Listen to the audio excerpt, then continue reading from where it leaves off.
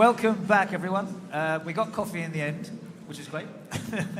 I want now to introduce the next panel. And we're basically talking about points of light, crisis-proof leadership. Here we are looking and hoping for practical insights, leadership lessons and solution-driven dialogue that empowers us all, basically, to make sustainable choices of the future. I think we're going to hear some really interesting perspectives, including one person on the panel who at the press conference last night attracted every single question from the audience because of what she is doing with her hotel group. But I will leave that to the panel and to Rachel Reed to introduce them. Thank you, Rajan. Hello, everybody, and welcome to the panel. As Rajan says, we're going to spend the next 40 minutes hopefully striking an upbeat tone and thinking about success stories.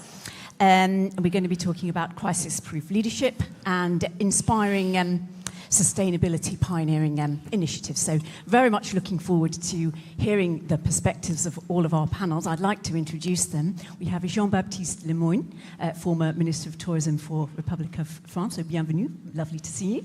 We have Teodora Mariinska, who is the Head of Public Affairs at ETC, the European Travel Commission. Inge Gieberts, who is the Global Chief of Sustainability at Radisson Group, and Alistair Crossley, who is the Head of Travel at AXA. So welcome to all four of you. So let's dive right on in there, shall we? And I'd like to start on just hearing about some of these initiatives that have worked really well. I'll come to you first, Minister. Let's start here in France, as we are in France. Could you tell us about some of the initiatives in tourism that worked while you were Minister and perhaps even beyond? First, thank you very much for inviting me again. I remember the first edition of A World for Travel in Évora, Portugal.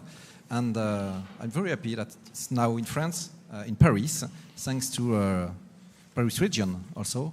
I saw Hamida, who is here. I think, in my experience, of course, I had to deal with a COVID crisis, and I remember two study cases, I would say. First of all, we had to deal with mountain destinations at that time because we had a season with no ski at all. So, of course, we had the emergency support to provide all the economic sectors, destination sectors. But we had also to think on the future of these destinations, mountain destinations. And at that time, we launched a plan, a recovery plan, but not dedicated to the return of business as usual, but to shift to another model. I mean, a more sustainable skiing destination. And at the beginning, it was quite difficult for, some actors to think this future. They were afraid of some restrictions in terms of skiing, but we try to help them to think about a full season destinations. Lionel Flasser, who is from Auvergne-Rhône-Alpes, with the Alpes region, is very aware of that. And we succeed in this shift. So the state put a lot of money to help both destinations and companies to turn their model. But we were successful, for example, in helping to build some valet lift in order to avoid traffic jam, congestion. So more sustainable way of access to the stations. And also, we put a lot of money to restore some walking trails, to help to build a new offer that could be accessible in other season than winter. So it was a very positive, I think, very positive case. Other case related to the COVID, France is very known for a spiritual destination called Lourdes.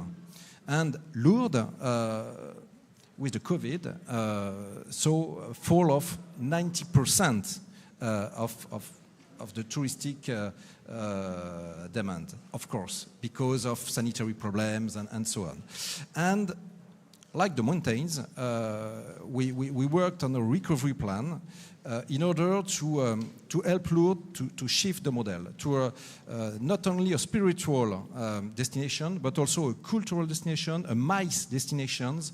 And we had 100 actions plan with 100 million euros dedicated to shift the model. And it's now in place. So, two examples that I had to deal with, and I think now are successful in France. Thank you. I think it's very interesting, you know, when we can use the COVID crisis as sort of the backdrop to what we're doing now. We're kind of 5, almost 6 years on from there. And I mean, do you think that, you know, looking back on it now, obviously we're out of it, so we can have a little bit more perspective maybe on that. Do you think that the COVID crisis taught some valuable lessons in terms of resilience strategy? In my experience, the COVID crisis needed from the deciders to be quick to decide, to have some agility, flexibility. And altogether, companies, governments, we were very quick in putting some decision in place. But I think that nowadays, from the governmental point of view, I think, we are back to some kind of business as usual. I mean, what was very helpful at that time is that we think, I mean, out of the box. And we were obliged because there was no manual to face the crisis, no ready-made solutions. I take one example. As minister in charge of French abroad, I had also to deal with the French tourists blocked all over the world, like other nationalities. And because you know what happened.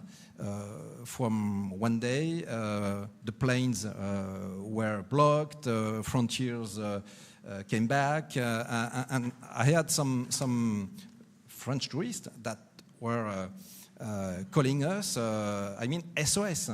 I have my hotel is closed. I have no plane. I have no place to stay, to sleep. I sleep in the street with my children. So I had the idea to put together, I mean, the datas, to cross the datas between French who are living abroad and French tourists blocked abroad. So I had to build an app to cross the data, so that a French living, for example, I mean in Manila, could welcome a French blocked in Manila. So I was in the foreign minister office at the time. Tourism was attached to this minister. And I mean the DOG said, Minister, you have to launch a public procurement session. I had no time to launch public procurement, of course, consultation. It's 6 months. And people are concerned nowadays. So I launched a partnership with, I mean, skill sponsorship. Maybe you know Céline Lazorte, who launched Litchi. Litchi is a startup to collect, I mean, funds. And she gave me an engineer during 1 day, 2 days, and they built the app, and we launched the app. But I mean, I was responsible for that because the minister don't want to endorse that. But we succeed, and we could provide a home for many tourists blocked, I mean, all around the world. So the lesson is that we must be flexible. adaptable and think out of the box. But I think that nowadays, I mean, it's not the way it is from the public point of view, I think. Absolutely, thank you. I mean, that's a really interesting example you provided about the community showing resilience, and I think we will come back to that as we go through the conversation. But if I can come to you, Theo, obviously at the European Travel Commission, you are concerned with promoting Europe as a destination. It would be great to hear some stories from destinations that are leading the way in resilience. Thank you, Rachel. It's a great pleasure to be here today with you all on behalf of the European Travel Commission. We've also supported this event from its very beginning, and it's always a pleasure to see a room full of great minds. Actually, it's a great backdrop when we talk about COVID pandemic. We think of it as a very exceptional event. But what we know is that we are living in uncertainty, and we are living in an environment in which there will be more and more crises. It can be just because of climate change, which is a factor that we know will happen, but also we are increasingly living in an unstable geopolitical environment as well. So actually resilience is something which is very important for destinations, and that's why also the European Travel Commission, which unites the national tourism boards of the European countries, we've taken this as one of our main work streams. Last year, we produced a report on crisis management specifically for destination managers. So actually, this flexibility that you were talking about is something that you can prepare in advance, and you can have all the systems in place to push the button when something happens. But also, when we talk about resilience, we should also think that resilience is actually sustainability, because it's how we envisage tourism to thrive in the long term. It's really through putting systems in place that are in line with long-term viability. And all of these systems are actually our sustainability agenda. And maybe just to showcase, because we're talking about leadership, it would be good to showcase maybe a couple of destinations who are really have embedded resilience and therefore sustainability in their essence. One of them, I would say, at European level is Slovenia. Actually, sustainability is part of, deeply rooted into their brand positioning, but it's backed by on-the-ground initiatives such as their green scheme. All their destinations are actually accompanied and financed in order to be sustainable from every point of view. Economic sustainability is important as well, let's not forget it. Environmental and societal, which is something that we'll talk about later.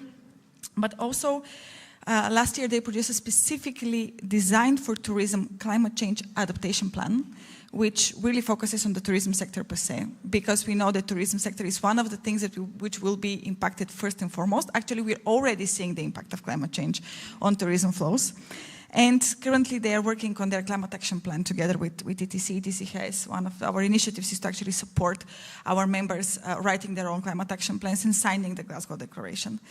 And another example that I wanted to showcase, because it very much relates public-private partnerships, is the Irish example. Fáilte Ireland, which is the National Tourism Board of Ireland, launched an initiative to help the business make the green transition, financing and capacity building, actually, some selected businesses, accompanying them on the way to sustainability.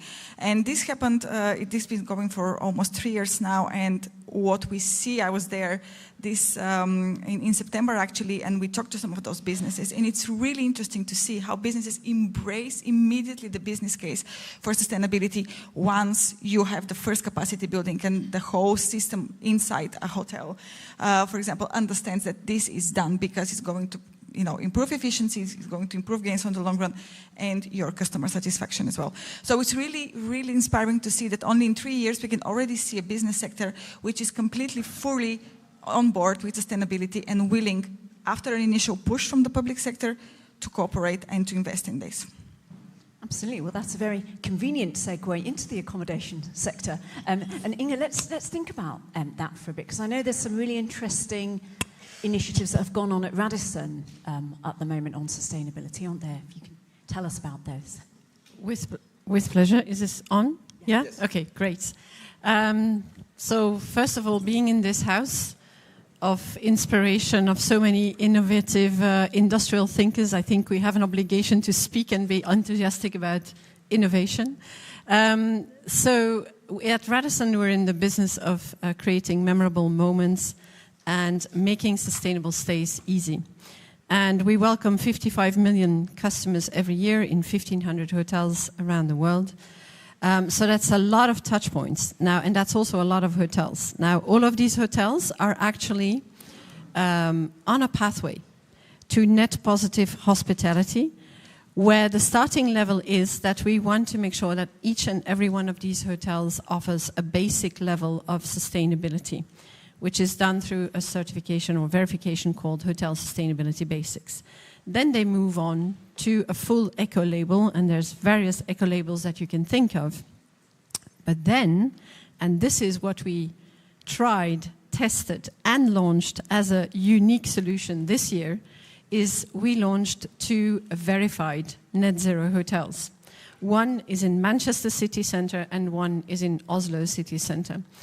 And what we did there is we said, let's see if we can really do it. If we can do it according to a methodology that is not the Radisson methodology, it's an industry methodology.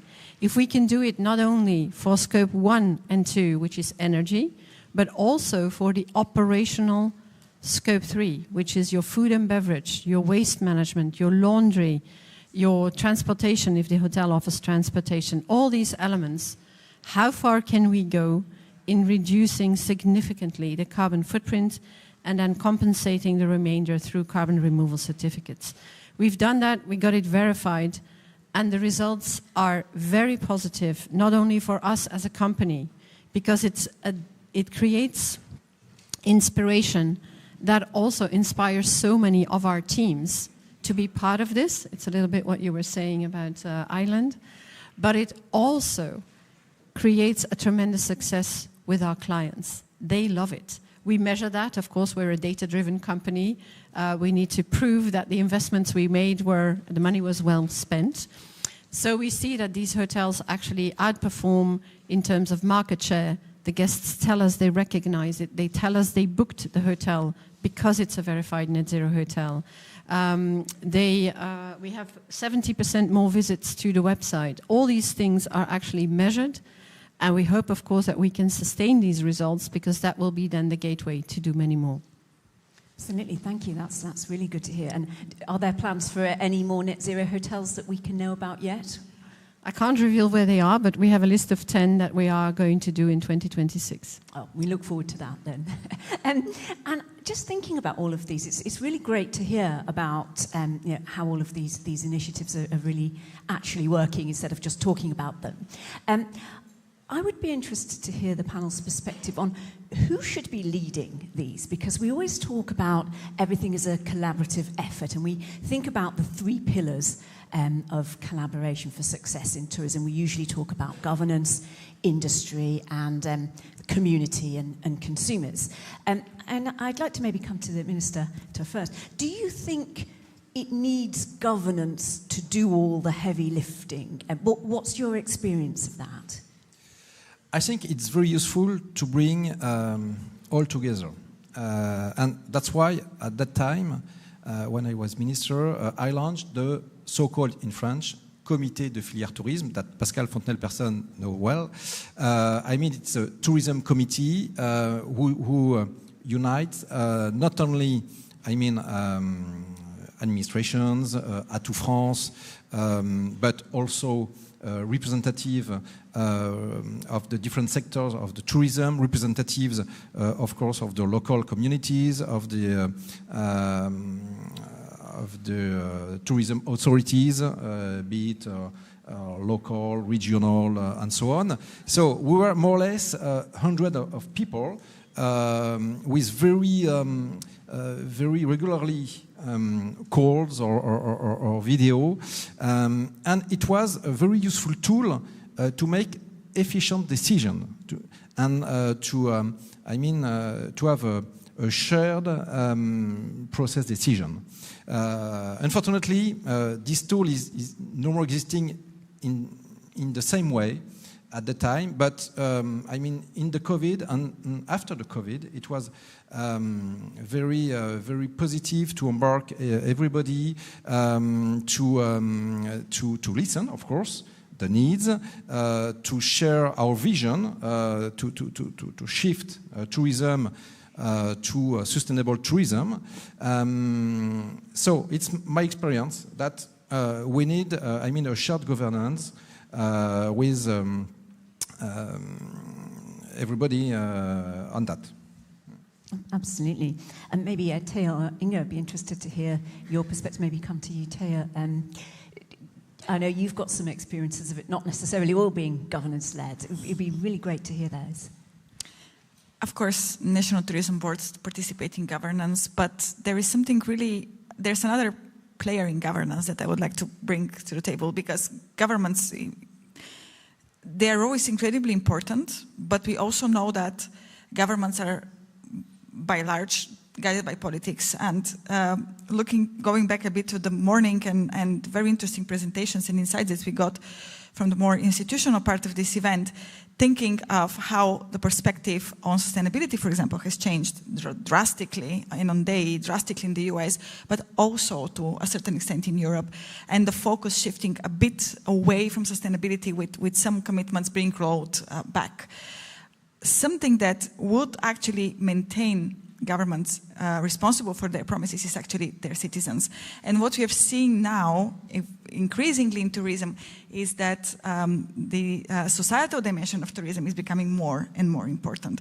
And the communities want to take active part in decision-making on tourism. I mean, we had protests all around Europe in the beginning of the summer of people concerned that tourism was actually not bringing the benefits that they were expecting, but was creating a lot of overcrowding and other problems in their destinations. And we see more and more that communities everywhere pretend to be involved. And this is a great thing, because actually this is what we want to, this is the tourism that we want to create. It's good for the business, because in the end, and this was the conversation before, why would people come to France? Why would people come to Paris? Because they want to feel Parisian for a day. They would like to experience the way of life. And the only people who can give them that is the local people, is the local community. This is our product. We can, everybody in the industry is in the background, but the product here is our places and our communities. So it's incredibly important to maintain them alive and to make sure that tourism brings them benefits. And what we've also seen, at least at NTO and DMO perspective, has always been very much focused on the travelers, because they were the interlocutors. You know, we're trying to attract people to come to our destinations. And now we are seeing a shift of focus from the travelers to the local communities. Now it's actually how do we involve local communities in the decision making, how we make sure that the governance work for them, and how we build our governance from the roots up. I think this is a very important shift, and we see it happening right now. That's very interesting, thank you. Alistair, if I could bring you into the conversation and think a little bit about different uncertainties that we're facing. You know, we've seen throughout the morning, we've spoken about geopolitical instability and the associated market volatility that brings, border security concerns, impact on local communities. It'd be interesting to hear from you, Alistair, obviously working in insurance, where this often pops out, in the wash, as it were. How's the industry tackling this in terms of its sustainability and resilience? Yeah, thank you, Rachel. Clearly, risk is a key function of our business, being a global insurer, and we recently published the latest edition of the AXA Future Risks Report, and the top 3 risks this year were, not unsurprisingly, cyber threat, geopolitical unrest, and at number 1, climate change, which has been there for the last 5 years or so. And so clearly those risks are having an impact on the industry. I mean, you mentioned a couple of them in terms of focusing on geopolitical risks, and that is impacting the way travelers are behaving. And we heard this morning that volume of traffic down, visitor volume to the US is down by 8%, 9%, depending on which figures you use. It's costing that economy somewhere between $12 and $24 billion in terms of lost revenue. So huge impact on one of the global players. Yes, part of it is down to a strong US dollar, but the administration's approach on the border, on tariffs, America First type approach is having an impact.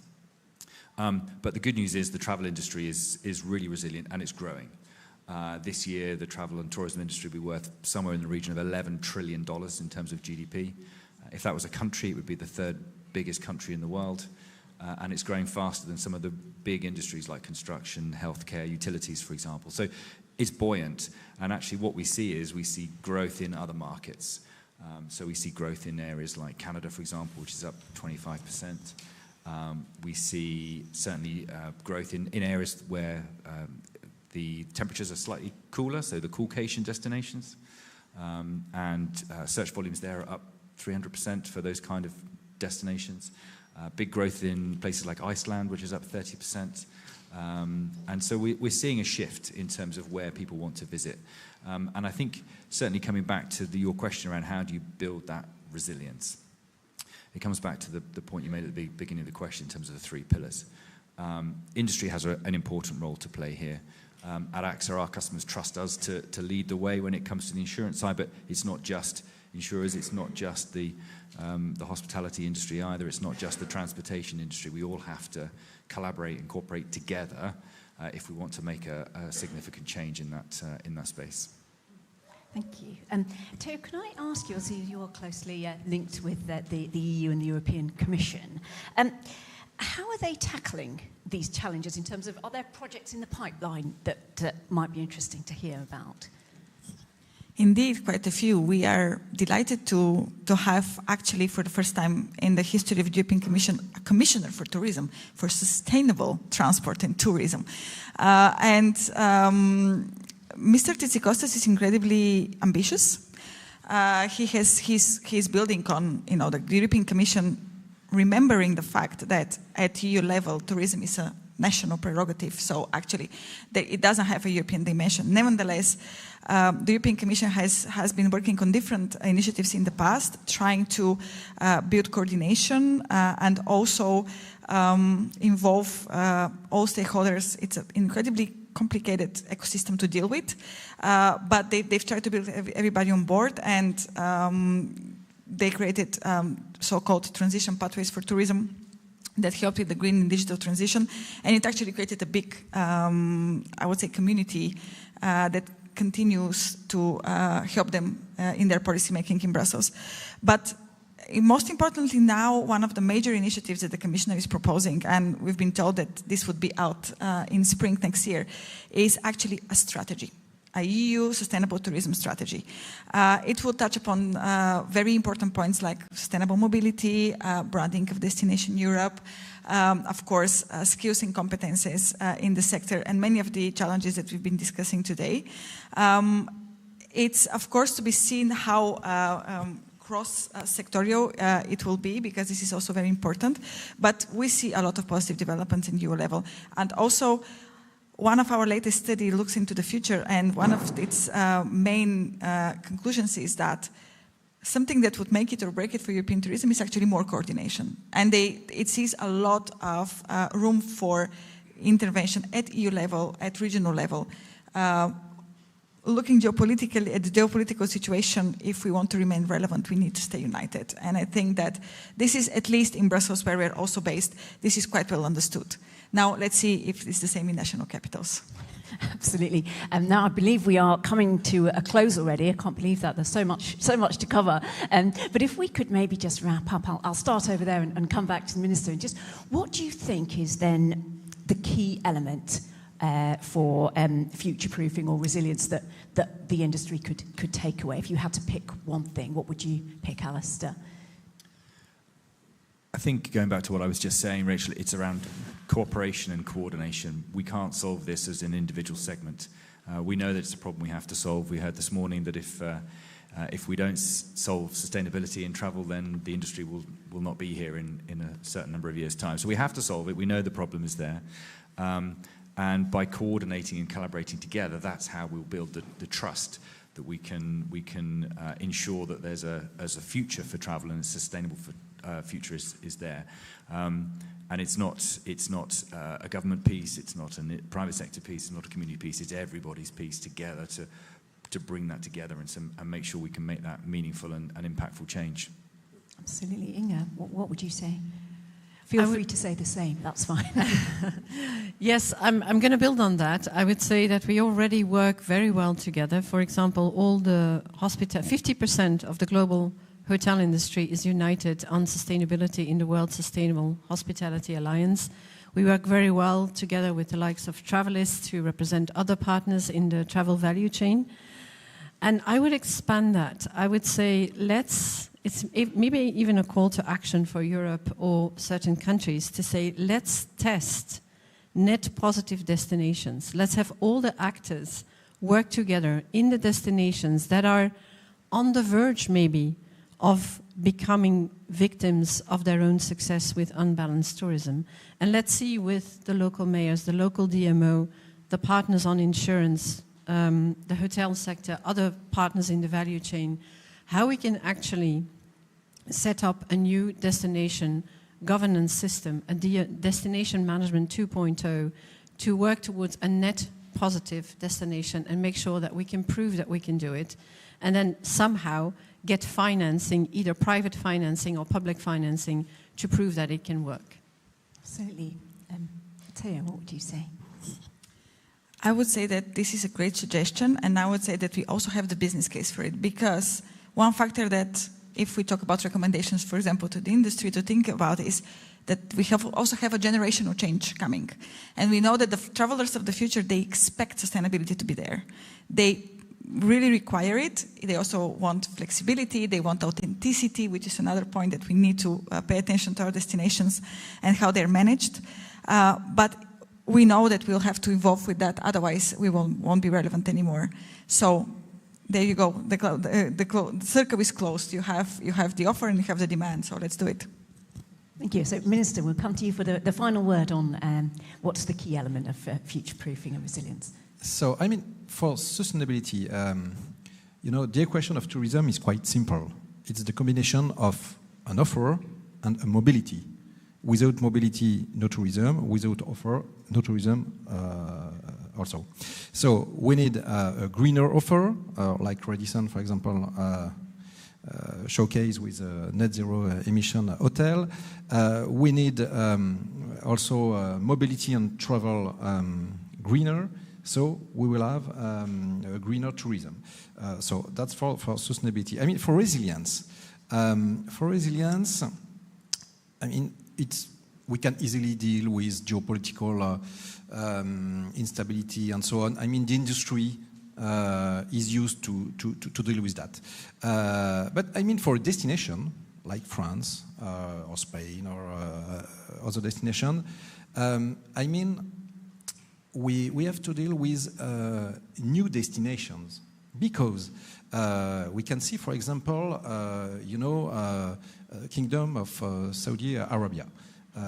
KSA is putting billion and billion of dollars and to emerge as a new destination. So if we want that France remain a destination and so remain a resilient destination, still attracting tourists, we in France, we must continue to invest also billions and billions.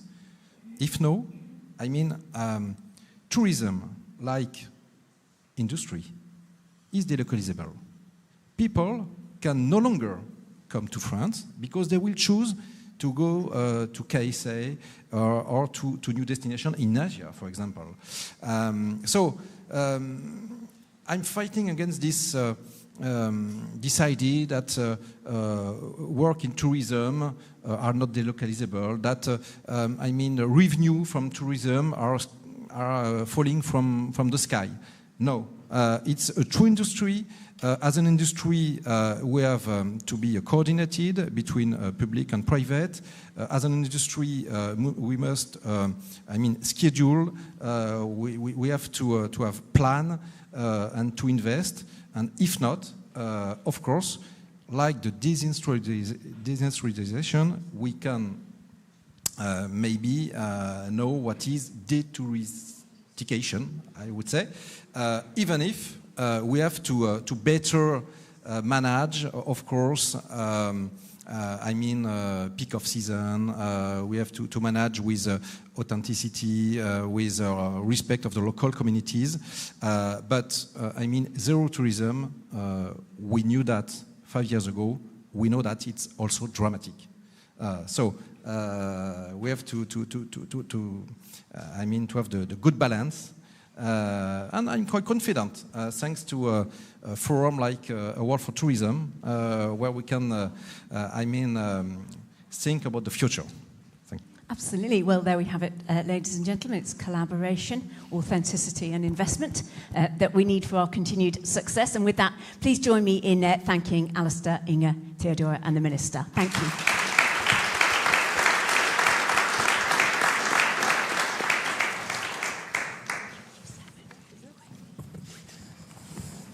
Thank you, Rachel, and panel. Thank you so much indeed.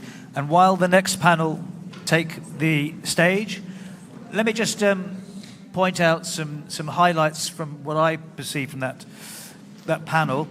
Theodora pinpointed Slovenia as a destination that is really promoting sustainability, particularly in the skiing sector.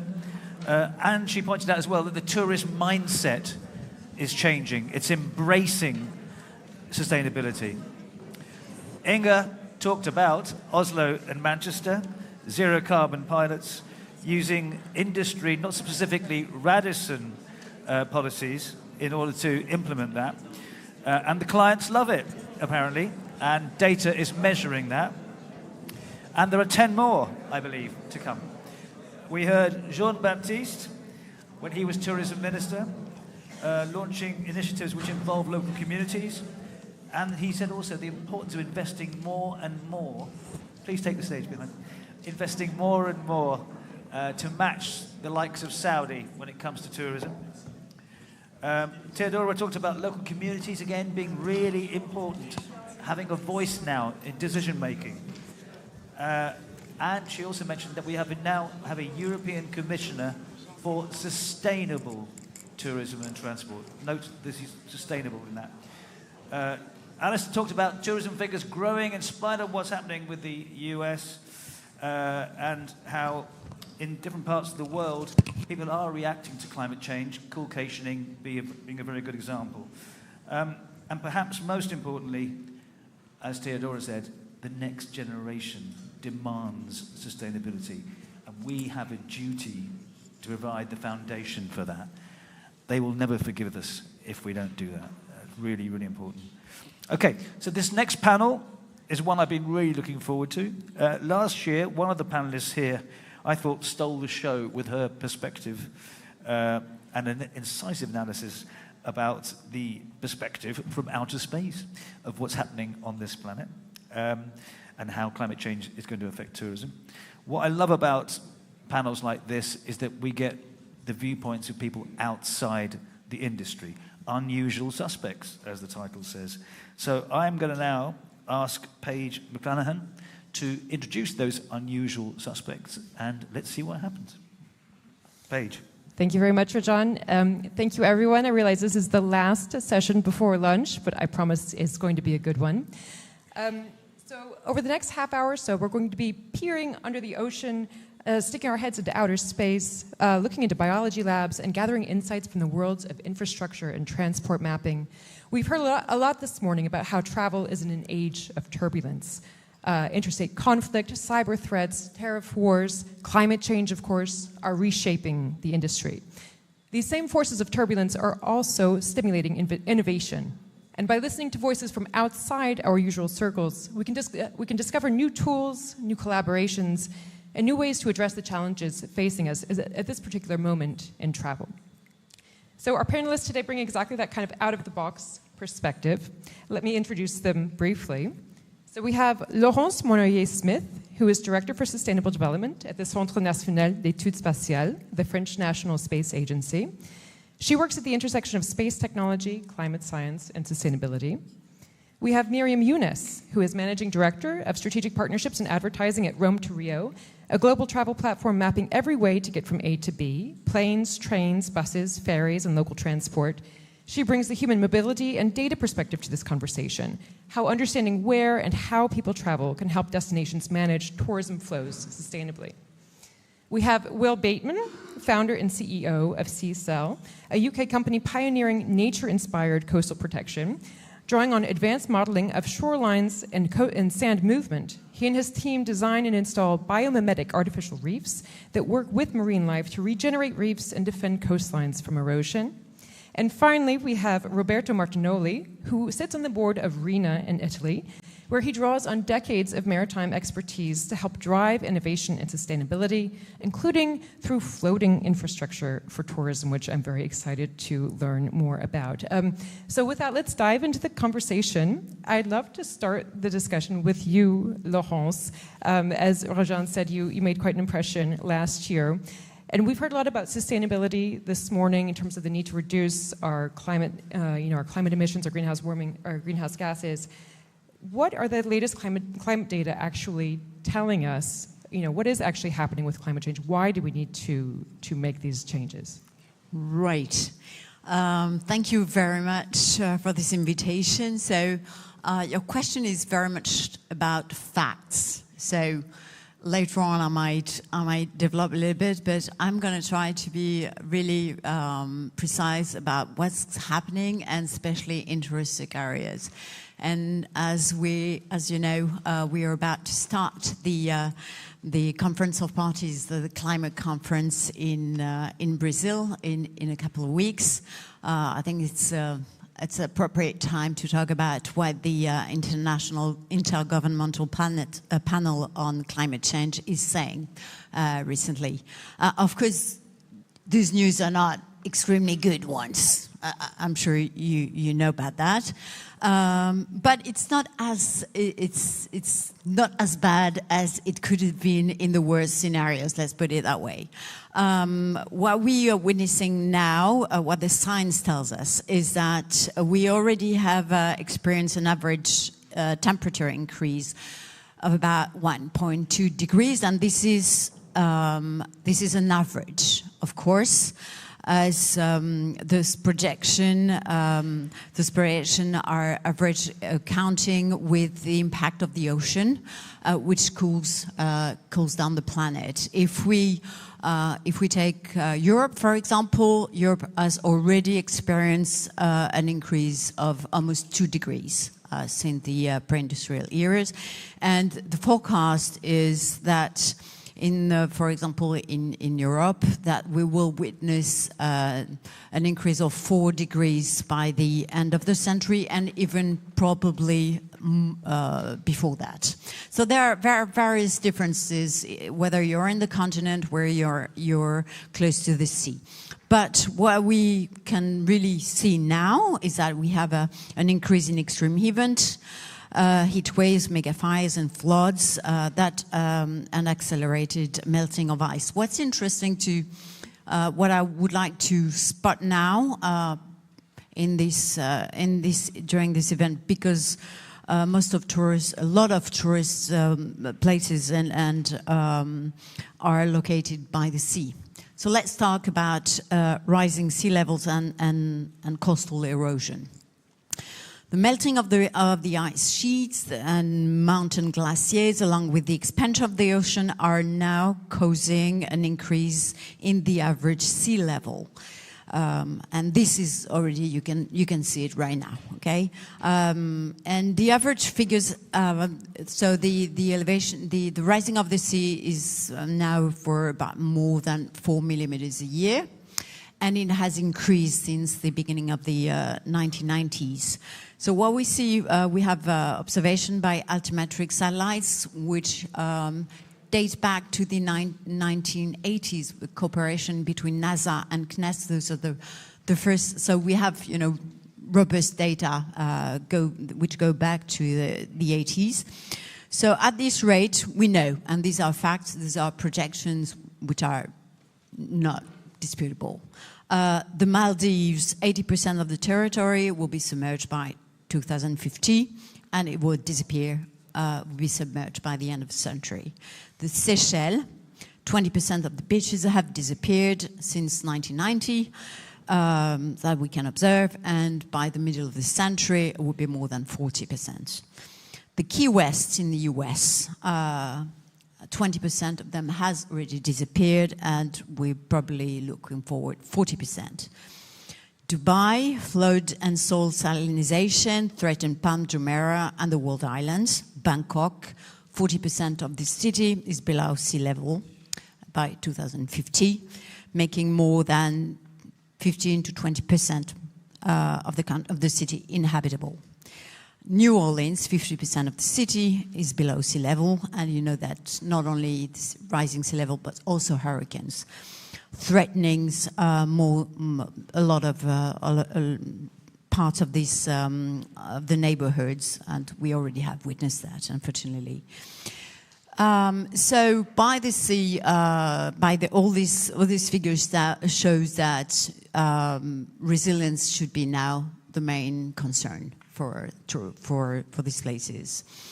Something you might not have really heard of is the combination of heat and humidity in many countries, and that will make certainly certain places inhabitable starting by the middle of this century, and it will worsen depending on the effort we're putting into the reduction of greenhouse gas emission by the end of the century. Why? Because when you have a combination of heat above 40 degrees and humidity above 90 degrees, meaning the body cannot, this provokes strong dehydration and respiratory problems, and it causes some region not being habitable. I'm talking about Dubai, Abu Dhabi, Bangladesh, Uttar Pradesh in India, Thailand, Vietnam, Philippines, Florida, Louisiana. By the end of the century, we have to make vulnerability studies, based on robust data in order to forecast what's going to happen. That's what we do in the Launchpad. We have the European Launchpad, Spaceport we have in French Guiana, which is, of course, an important concern for us. Just to tell you that it's not only in touristic area, but it's also concerning, companies and like us. And we are conducting vulnerability studies based on scientific data, showing that probably by the end of this century, and we're trying to focus by 2070. We might face several months a year where you cannot work durably outside. A bit like in the Antarctic right now. Well, it's -50 and you cannot work easily outside. Will be the same in many areas in the world. So I'm really sorry. I'm not really being really kind with you now. I know about that, but I think we still have time not only to change our habit, to change our model, our business model, so that in the future we make sure that we are not worsening the situation and working, and secondly, in order to adapt and to be resilient. I just want to conclude this awful introduction I'm giving you with a couple of insight of what's the impact. It's not only going to impact tourism, it's also important to have in mind what's going to be the impact on the population living in touristic areas. Because it's not only threatening tourist destination, but the livelihood of local communities, and we have to have that in mind. It's going to change the ecosystem, it's going to change the landscape that attract the visitors. The lack of water from melting glaciers can lead to water shortage, affecting hotels, resorts, and other touristic infrastructure that requires water to operate. And there's going to be conflicts of uses, of course, between the industry and between tourists. So we have to think about that when we think in the future of how we interact with local community. I'm really sorry. I'm being well. No, I'd say not thank being you. really joyous, but climate change. It's gonna. So what we have to plan, what the next step of that is not only make sure that the industry is trying to contribute to the international effort, and every industry will have to make effort, not only tourism, but everyone. And we as a space industry also have to contribute. So we are all on the same spaceship, basically, and we only have one, and this is not a secret. There is no planet B. Just to make sure that we're all on the same length, okay? We cannot live in Mars, okay? It's not possible, right? Especially not for us in this very room.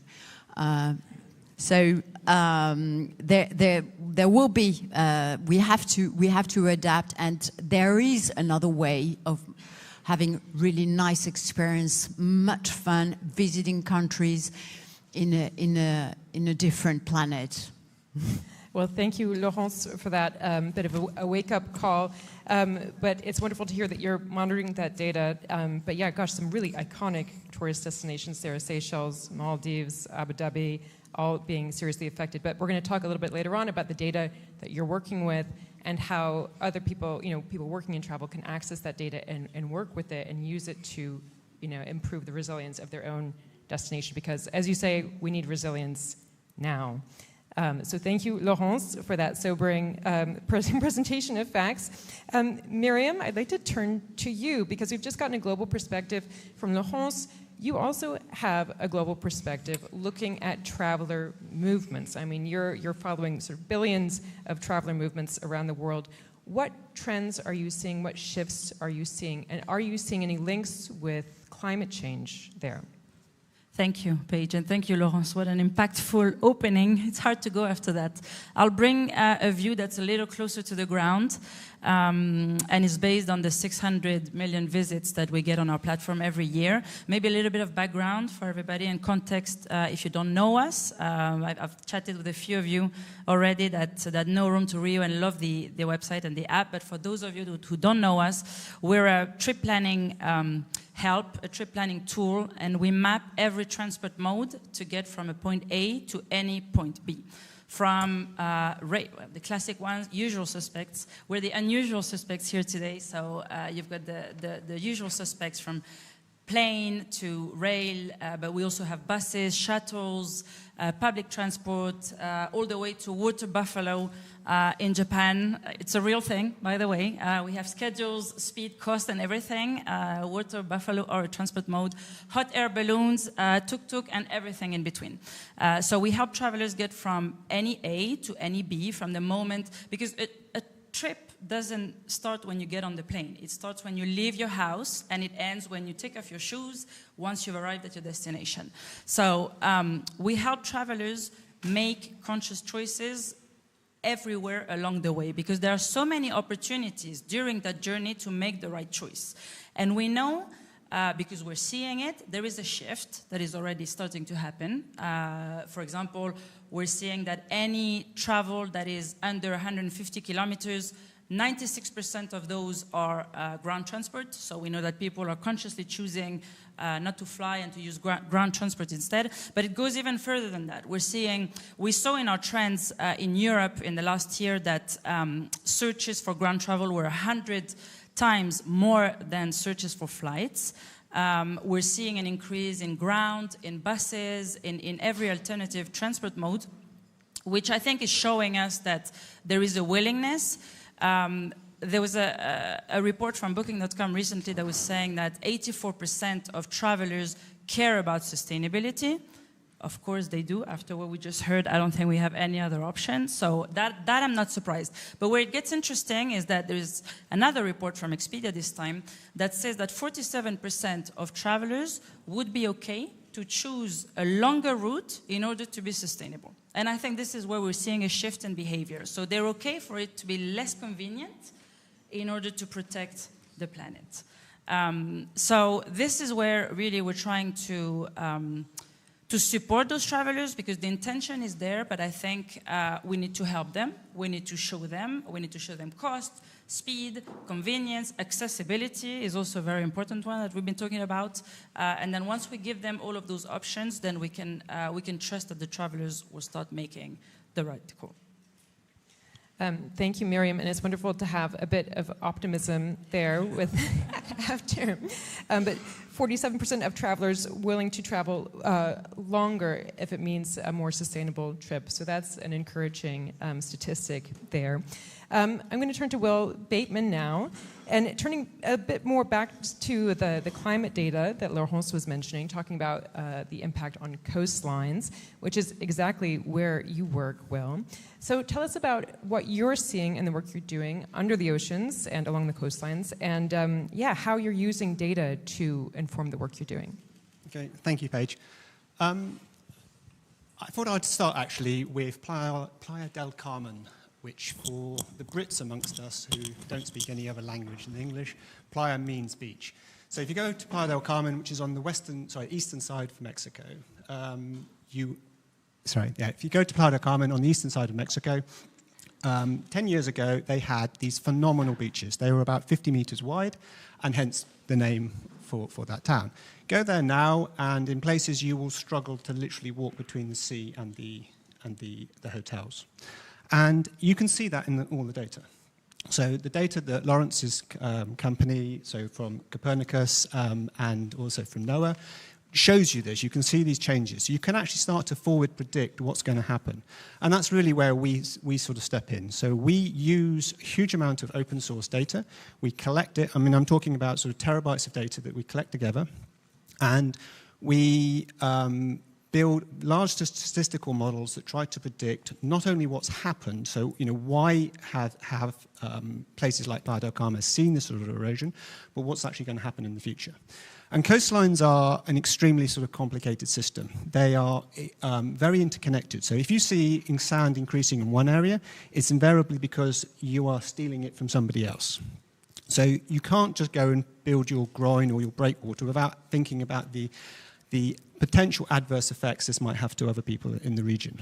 And just to give a sort of, because we're talking about data, just to give a sense of the sort of data that Laurence provides. So they have gone out and they've collected data from wave buoys and wind turbines, etc. So wind measurement sensors. And they put it into something called a hindcast model. So we're all familiar with forecasting, so we look into the future and the BBC will tell us what the weather's going to do tomorrow or week in the future.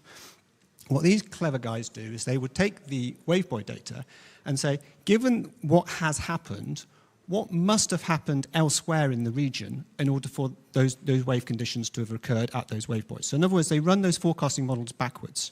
And that's really cool for us, because what that does is it gives us data points all around the globe. So when we go and look at a site, look at a hotel, we will go to the nearest data point, and they will give us sort of 20, 30 years worth of data that we can then learn from. So obviously we're looking for sort of general trends within that 20 to 30 years. But the statistics then comes to play. So we've been doing a lot of work with organizations like Imperial College, Cornell in the US, etc., to build very detailed models to predict what's not going to happen, not just what's happened in that 20 to 30 years, but what might happen in the next 100 or even 1,000 years. So our reefs, for example, we build to 110 years. So in other words, the largest event that occurs in 110 years, we need to be able to withstand. We're not expecting to see any sort of significant damage. We're expecting our reefs to be survivable up to 1,000 years. So they will get damaged, but they're not going to wash up on the shore or cause any sort of damage to any humans, right? So it's quite important that we understand those numbers. And we take the data from, so having built a statistical model, we then take from Lawrence, and we also then go off and get other bathymetry data to build a local model of what's going on around the hotel. So she's giving us data at about sort of every 100-kilometer sort of resolution. We can then take that data, we'll go to, a hotel, we'll often do a local bathymetry sort of measurements, and then we can then build up a much more precise simulation of what's happening locally. Hopefully I haven't gone into too much detail.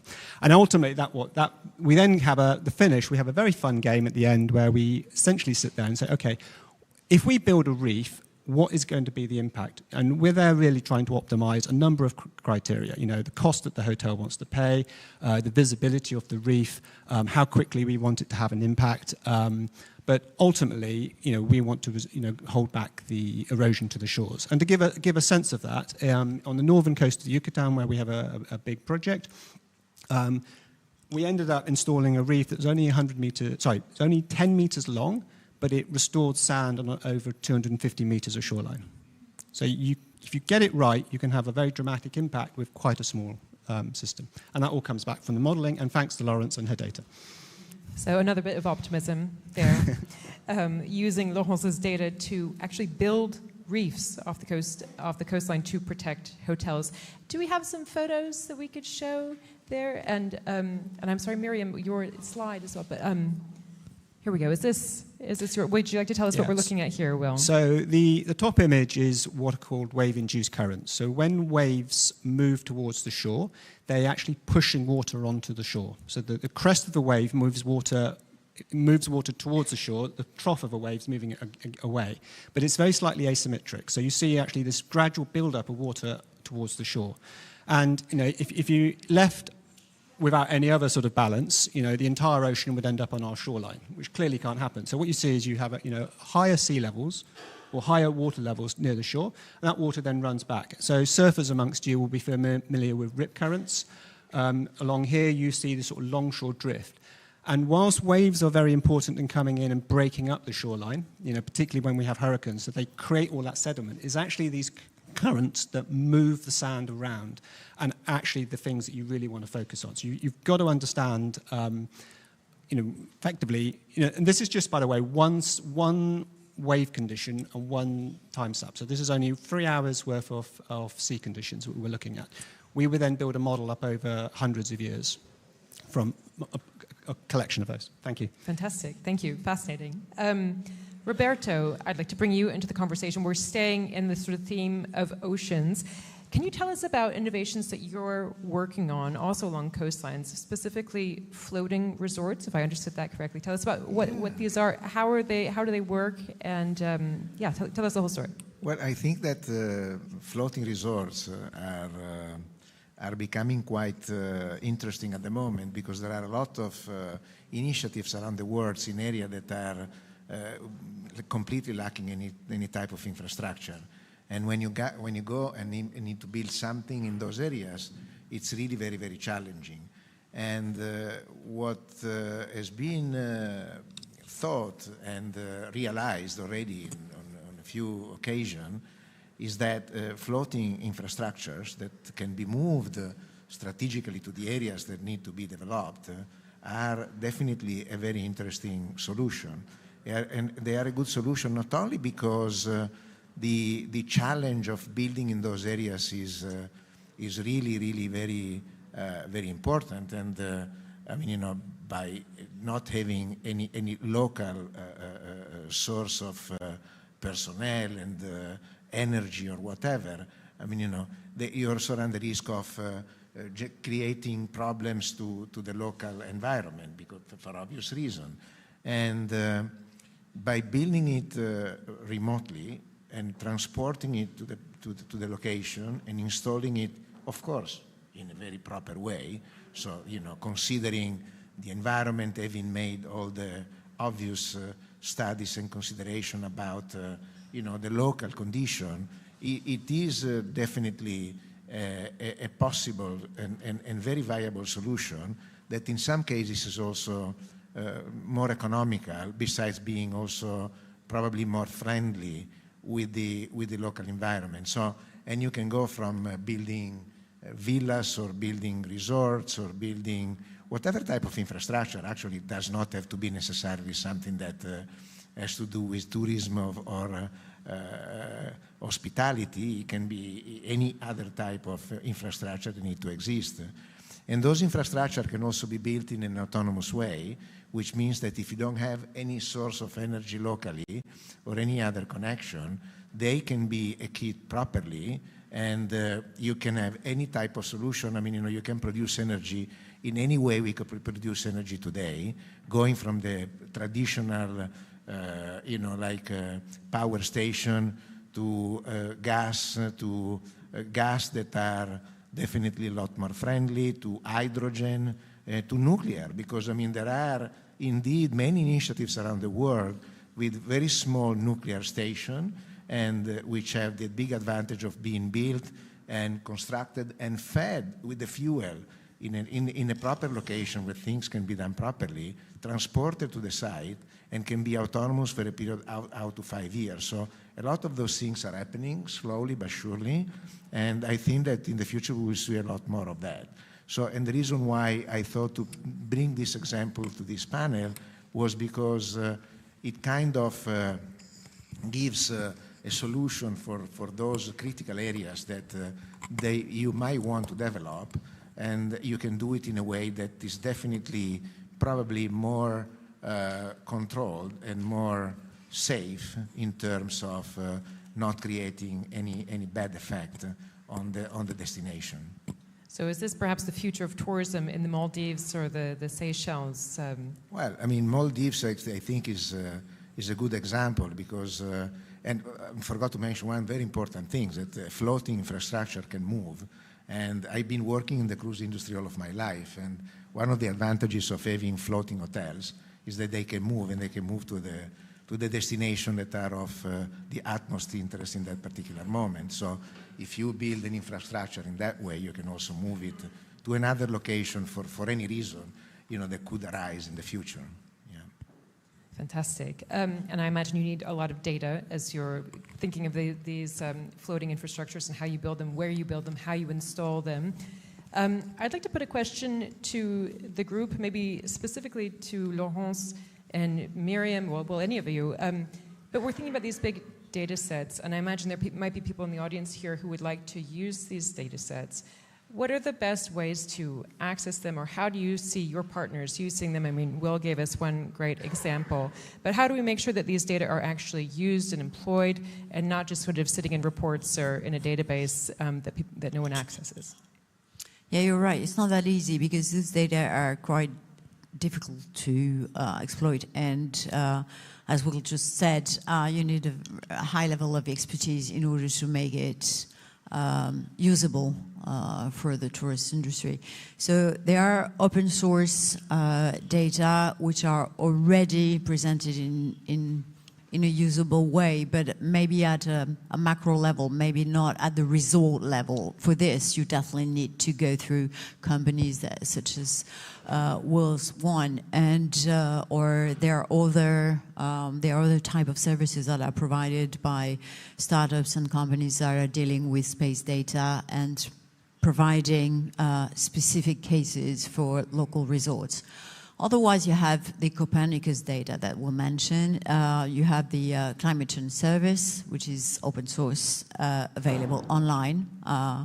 Actually, Europe is providing worldwide data freely for everyone. Just want to mention that.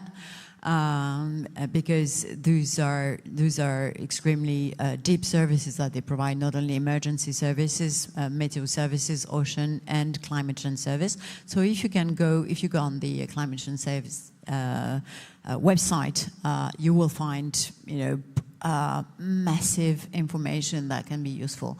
But if you want to go further, you have interrogation about certain type of resorts or certain countries. You definitely need to go through companies such as Will's. That will help you have a better insight of what's going to happen in the next 20 years. Just to share with you, what's going to happen in the next 20 years is already written. So it's not a gamble, okay?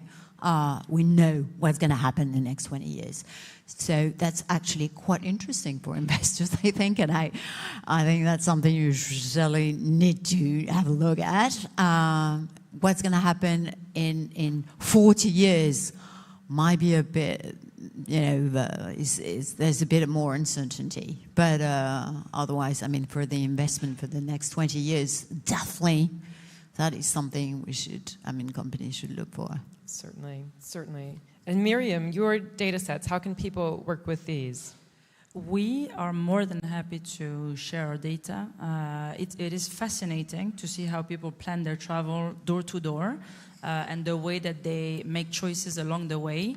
I think it's also extremely valuable for destination planning and tourism management as we think about the flows, as we think about this regulation, this seasonal spread and regional spread, but particularly in 3 areas. I think infrastructure design, because again, the trip doesn't stop when the person gets off the plane. From there, they still need to navigate within the destination, and we know that a very big focus for tourism boards is to make sure that their travelers have a good experience when in market.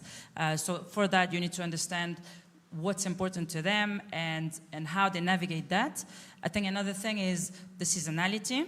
There's no such thing as an off-season anymore. We want to encourage travelers to travel all year long, because we know that this will support what we're trying to achieve here. So we need to show them that operators operate all year long, and again give them these options.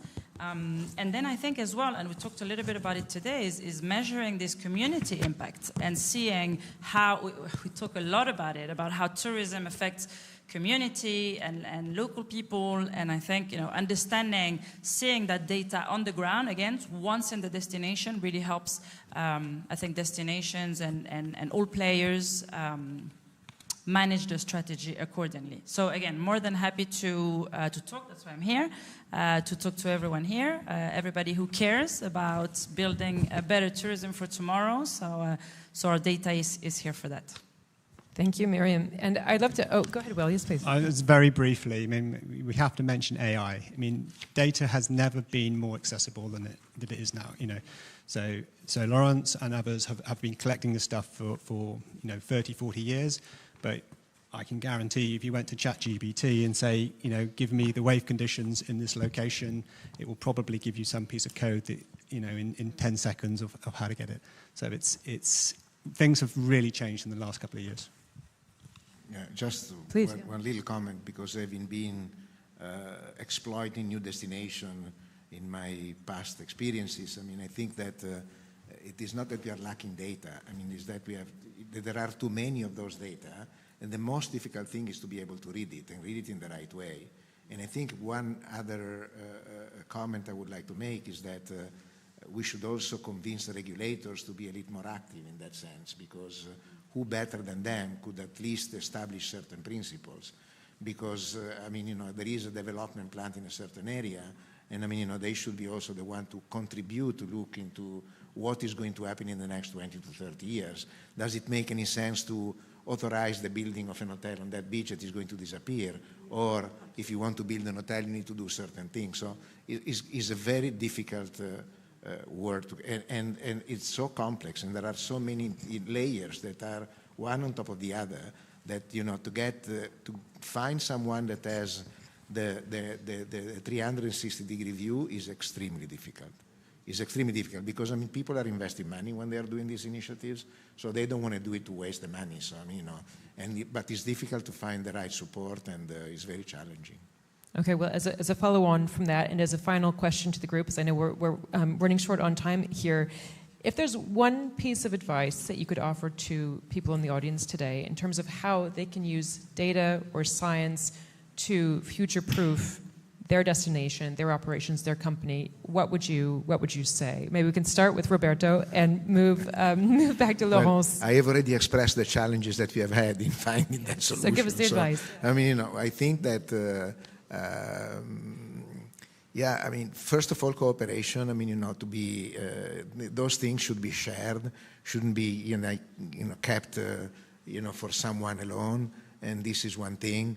Because again, the difficulty, the exercise is extremely difficult, and I think the trade organization should be also the tools to use to put all of those big brains together and make sure that the choices are made in the right way.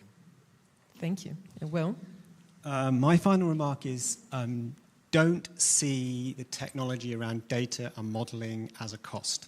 You've got to see it as an investment in the future. It's that same old adage, failure to plan is planning to fail, right? So you don't necessarily need to use us. A lot of this is open source, but get out there, use this information, try to predict what's going to happen in the lifespan of what you think is your hotel is going to exist for. And I'm not just thinking about bricks and mortar. I'm also thinking about the environment around which you are attracting people. In my mind, and certainly for me, we go to see nature. A hotel that overlooks Hyde Park has a much higher room rate than one that looks over an industrial site. A hotel that has a big beach has a much higher occupancy rate and can charge more for its rooms, and similarly for the marine life. So we've got to start thinking not just about the bricks and mortar, but what is our impact on the marine life around us, and push that forward. Thank you. And we're not expensive. Miriam. If there was one thing I would say, the journey doesn't end when the traveler gets to the destination. I would say, and use science and technology to influence them, not just attract them, but also influence their choices from the moment that they start planning, would be my advice. And I think we have a great opportunity to do that. And eventually we will do that for the good of what I call the 3P, which is the people, the places, and the planet. Laurence. Yeah, I just love what Miriam just said. I think the journey is part of the travel, and that is something I wish that everybody's would work on, meaning make the journey really part of discovering yourself, discovering things, new things, instead of just take a plane, travel for 15 years, and then arrive somewhere which has been already exploited a lot and harmful with community and harm the community. So there are many, many ways of traveling. People have been traveling for thousands of years, and I think build the experiment. And this is something you can do with AI as well, and with the use of data, saying, well, what type of experience are you seeking? And maybe that is something, thanks to all this data and you have on your platform, proposing new things, new experience. That would be great. Well, thank you very much to the panel for this mix of realism, a bit of optimism, and some practical strategies and advice for everyone. Please join me in thanking the panel for this. Thank you. Thank you so much to the panel, Paige and panel. There is no plan B. Don't forget that bit. We got to act now. But the encouraging thing is that inquiries, as Miriam was saying, are up 40% for green ground transport, which is always good. There is the will to do this. Right, lunchtime. Enjoy your lunch. It's through that way or through the back. Back at 2:30, please. Thank you.